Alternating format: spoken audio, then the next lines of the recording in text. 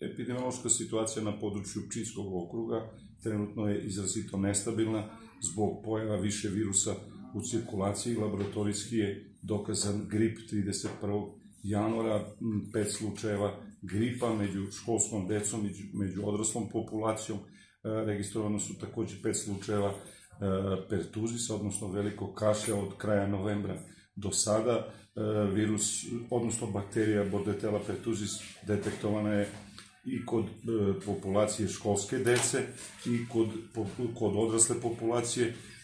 Među 5 slučajeva velikog kašlja 3 su deteta, jedno dete iz opštine Bosilegrad, 2 deteta sa područja grada Vranja i jedna odrasla osoba iz Vladičinog Hana sa područja grada Vranja. Ono što je bitno to je da se radi o lakšim kliničkim slikama i da u ovoj situaciji pre svega vakcinacijom pravovremenom treba sačuvati taj uzrast od dojčeta, odnosno novorođenčeta, jer tada ne postoje nikakvi imuni odgovori u organizmu, jer se imunitet ne dobija pasivno od majke, a takođe vakcinacija se sprovodi tek od 2. meseca života kod dece i zbog toga je važno da se vakcinacije vrše pravovremeno i da se ispoštuje kalendar vakcinacije u prvoj godini života.